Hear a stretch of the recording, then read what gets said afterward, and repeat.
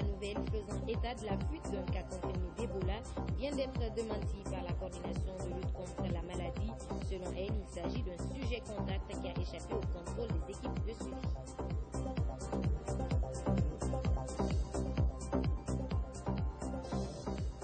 En région forestière, nous irons à Massanta. La ville vient de bénéficier d'un marché moderne.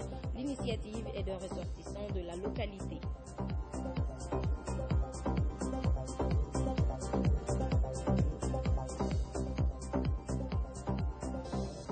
Et puis, les présidents des communes rurales de la préfecture de Yomo viennent aussi de bénéficier de 10 motos, un geste vivement salué par les citoyens. Voilà pour les titres.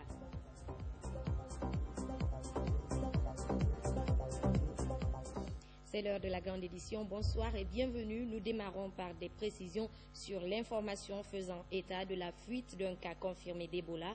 La coordination nationale de lutte contre la maladie a fait démentir la nouvelle. Selon elle, il s'agit d'un sujet contact qui a échappé au contrôle des équipes de suivi. Mohamed Seharsouma. La coordination nationale de lutte contre Ebola se prononce sur la situation du sujet contact récemment en fuite dans la préfecture de Forêt-Caria.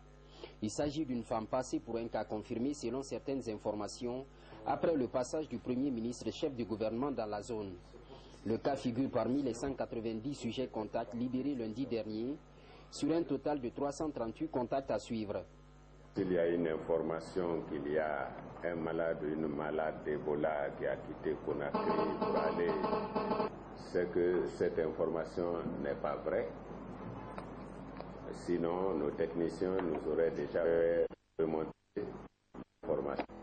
La nécessité urgente pour nous, avec vous, d'essayer de resserrer les boulons pour que l'information qui sort de Conakry soit élevée à Conakry.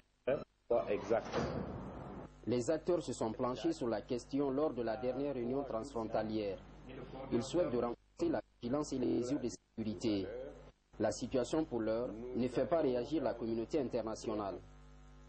L'OMS ne peut pas avoir une réaction particulière. Et les autres partenaires, les informations ne sont pas gérées dans le champ, mais les informations sont gérées en assemblée. Donc tout le monde est là. Ce que nous disons, elle est une information qui a été partagée par tout le monde. La Guinée est à 5 jours sans nouveau cas confirmé d'Ebola. Mais on regrette toujours dans les CTE 4 cas confirmés, dont un nouveau-né. La Direction générale des douanes possède une mutuelle depuis 15 ans, une organisation sociale qui a été profitable aux douaniers. Le directeur national parle d'une réforme aux côtés des autres services de défense et de sécurité. Les précisions de Bambandé. Une organisation sociale au sein de la Direction nationale des douanes. Il s'agit de la mutuelle des douanes qui a pour objectif l'entraide et la solidarité entre les douaniers. Depuis sa mise en place, il y a de cela 15 ans, cette mutuelle a été profitable pour tous les adhérents. Après le paiement des frais d'adhésion, les douaniers peuvent prendre à charge les membres de sa famille et d'autres personnes à charge. Les frais de consultation sont pris en charge par la mutuelle concurrent de 80%. Selon le ministère national des douanes, ce service paramilitaire continue son programme de réforme au côté des autres services de défense et de sécurité. Nous avons établi des plans d'action que nous avons suivis. Malheureusement, en début de 2014, la maladie à virus Ebola est venue perturber la mise en œuvre de ce plan d'action. Mais rapidement, nous nous sommes conformés à un système de travail. Nous avons cherché à renforcer le contrôle. Nous avons essayé de gérer strictement les cahiers de charges. Nous avons essayé de réduire considérablement les exonérations conventionnelles, ce qui nous a permis de faire beaucoup plus de recettes en 2014 qu'en 2015. La position de l'épidémie d'Ebola en Guinée a eu un impact considérable sur les données nationales. Mais aujourd'hui, l'élection s'est dotée d'un programme de renforcement des finances publiques qui permettra de progresser en 2016. Dans ce journal également, la salle de conférence de la paysan de Zélékoré vient d'abriter les travaux de sensibilisation de tous les acteurs sociaux pour leur soutien dans l'application des textes de la Convention relative aux droits des personnes handicapées. Cette rencontre de 2 jours est organisée par la Fédération guinéenne pour la promotion des associations des personnes handicapées, FEGIPA. C'était en présence du gouverneur de la région administrative de Zélékoré. Le point avec Mohamed Saliou Paye, Cheikh Sankan. Cette rencontre de Zélékoré vise essentiellement à amener les autorités, les cadres, parents, amis et familles des handicapés à s'approprier du contenu des textes juridiques ratifiés et adoptés par l'État guinéen. La protection et la promotion de la personne handicapée ont pour but d'assurer son insertion sociale ou sa réintégration professionnelle en lui apportant une assistance sociale lui garantissant une vie normale et décente. Cette mission nous apporte un message de paix, de réconciliation, d'acceptation, de soutien des personnes handicapées. Convaincu que la cause est une préoccupation pour tous, je garde espoir que le but visé par cette mission sera atteint et que le temps à venir, les personnes handicapées de cette région joueront des avantages liés aux conventions, textes ratifiés et adoptés par la République. Cette rencontre qui vise à amener les handicapés à connaître les lois en vigueur en Guinée et à faire valoir leurs droits réjouit l'autorité régionale. Je m'en voudrais si je ne saluais pas l'initiative de cette coordination qui a commencé cet atelier puis pour qu'on a 4 ans. La dernière c'est la région de Zélékoré. L'occasion était propice de faire une présentation des textes des lois portant promotion et protection des personnes handicapées et la Convention internationale pour leurs droits. La cérémonie a pris fin par la prestation de l'orchestre des handicapés axé au renforcement de la cohésion sociale et la paix dans la région forestière.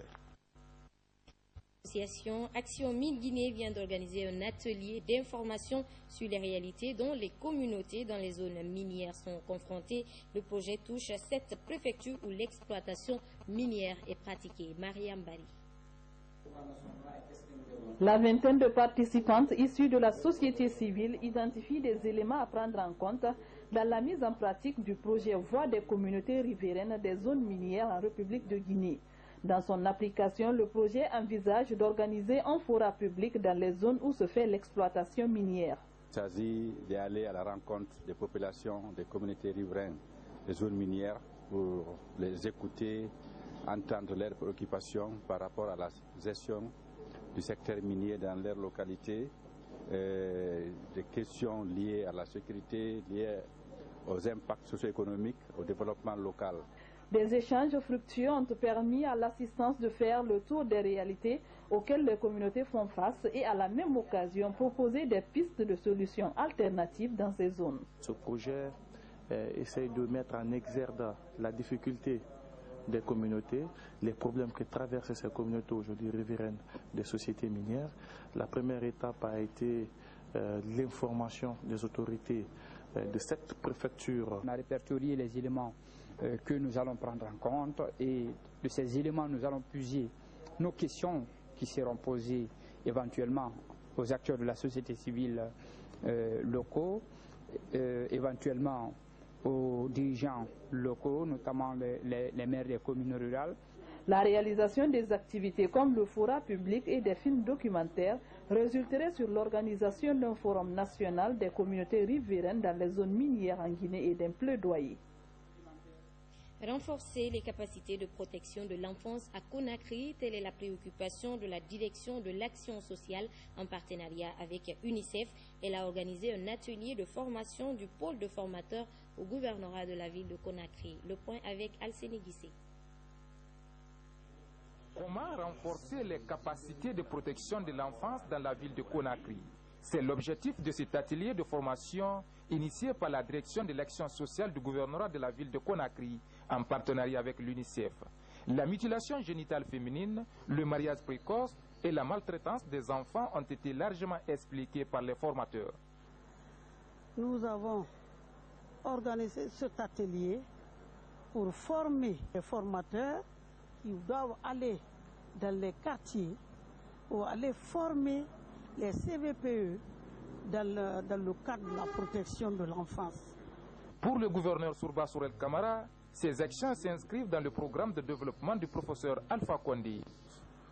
L'atelier d'aujourd'hui qui consisterait à outiller ces agents locaux qui évoluent dans les communes, mais aussi au gouvernorat, d'avoir de nouvelles aptitudes capables de leur permettre d'aller agir dans la protection de l'enfance. Cela sous-tend la prise en compte de toutes leurs problématiques, car l'enfant d'aujourd'hui, bien formé, serait le cadre utile de demain.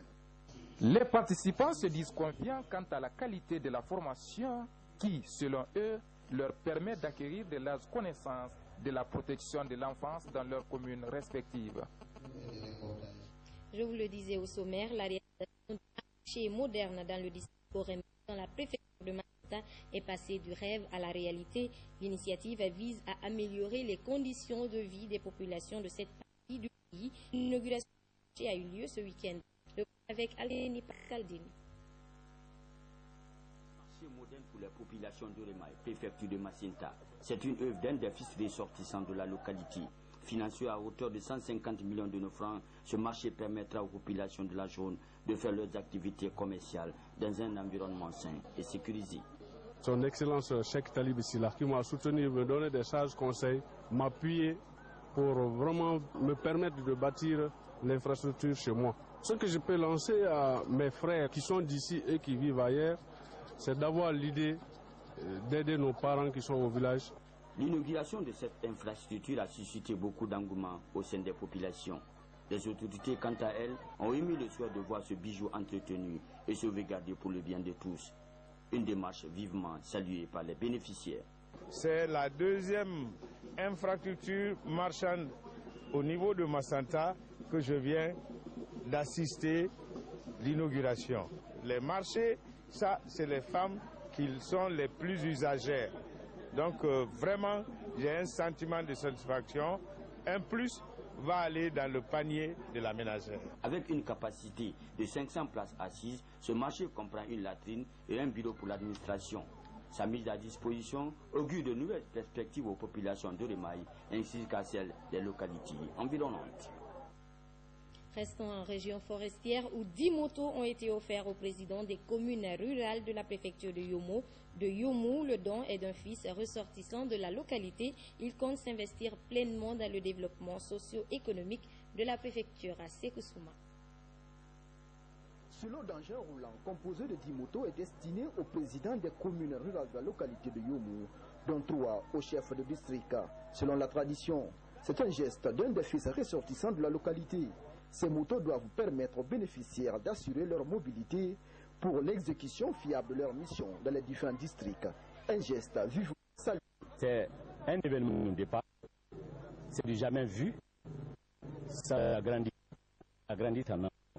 Il a pensé à son père. On ne peut que le bénir. Pour le donateur, ces engins visent à créer un cadre idéal pour ces communes de l'État.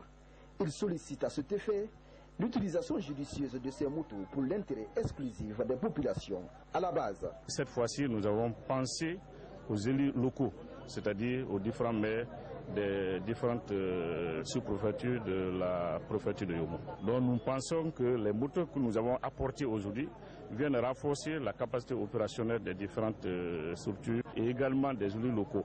Parce que nous estimons que les maires sont les représentants légaux de nos différentes populations. En plus de ces motos de type Victor, des enveloppes symboliques ont été remises aux récipiendaires pour servir de carburant. Toute chose qui faciliterait l'accomplissement de leur mission de développement socio-économique prônée par les autorités du pays. Voilà pour les infos de ce mardi. Merci de nous suivre partout en Guinée. Merci également à toute l'équipe technique. Bonne soirée à tous. Au revoir.